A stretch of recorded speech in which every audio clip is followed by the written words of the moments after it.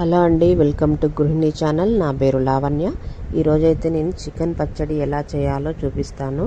ఫ్రెష్గా boneless chicken అయితే తీసుకోవాలి. శుభ్రంగా క్లీన్ చేసుకొని సమానమైన పీసెస్గా కట్ చేసుకోవాలి.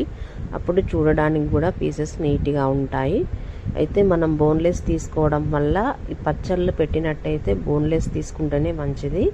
మనకు కూడా వాటి ద్వారా ఎటువంటి ఫంగస్ రాకుండా ఉంటాయి. ఈ పీసెస్ ఇట్లా బోన్లెస్ ఉండడం వల్ల చాలా రోజులు నిల్వ ఉంటాయి పచ్చళ్ళు. అయితే ఇవి ఎక్కువ రోజులు నిల్వ ఉంచుకోకపోవడమే మంచిది. ఇది అయితే ఒక 15 డేస్ వరకు ఉంటుంది. నాన్ వెజ్ పచ్చళ్ళు చాలా రోజులు నిల్వ ఉంచుకొని తినకపోవడమే మంచిది. కొద్దిగా ఆయిల్ ఎక్కువగానే పడుతుంది. ఆయిల్ ఎక్కువగా వేసుకొని ఇలా కట్ చేసుకున్న చికెన్ పీసెస్ ఇందులో వేసుకొని బాగా వేయించుకోవాలి. దాంట్లో ఉన్న వాటర్ మొత్తం వెళ్ళిపోయే వరకు వేయించుకోవాలి. ఇప్పుడు పసుపు వేస్తున్నాను. పసుపు వేయడం వల్ల ఏంటంటే పీసెస్ కలర్ చేంజ్ అయ్యి మంచిగా దూరగా మంచి కలర్ కనిపిస్తాయి అన్నట్టు, లైట్ బ్రౌనిష్గా. ఇలా ఆయిల్లో బాగా వేయించేసుకోవాలి. చూసారా, దీంట్లో ఉన్న వాటర్ మొత్తం వెళ్ళిపోయి ఆయిల్ బుడగలుగా బయటకు వస్తుంది. అలాంటప్పుడు మనము కారం వేసుకోవాలి. ఒక 2 స్పూన్స్ 3 స్పూన్స్ కారం వేసుకుంటే సరిపోతుంది. ఇది 1/2 kg చికెన్. అల్లం వెల్లుల్లి పేస్ట్ ఒక 2 స్పూన్స్ వేసుకోవాలి.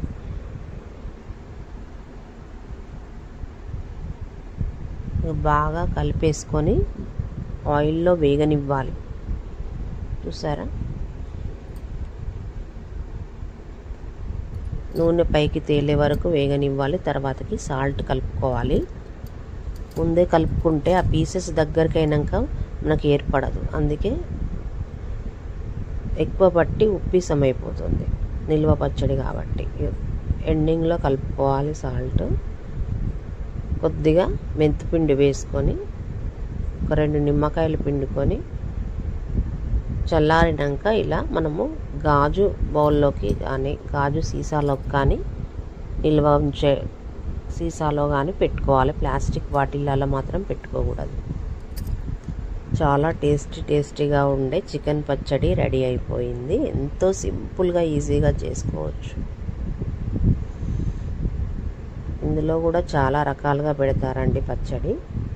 ఇలా అయితే బాగా డ్రై లాగా అవుతే మాత్రం మంచిగా పీసెస్ బాగుంటాయి. టేస్ట్ కూడా బాగుంటుంది. గట్టిగా ఉంటాయి పీసెస్.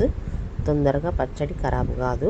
మనకి ఇంట్లో కర్రీ లేనప్పుడు వేడివేడి అన్నంలో తింటే చాలా టేస్టీగా ఉంటుంది. చూడండి, పీస్ ఇలా ముట్టుకుంటే తునిగిపోతుంది.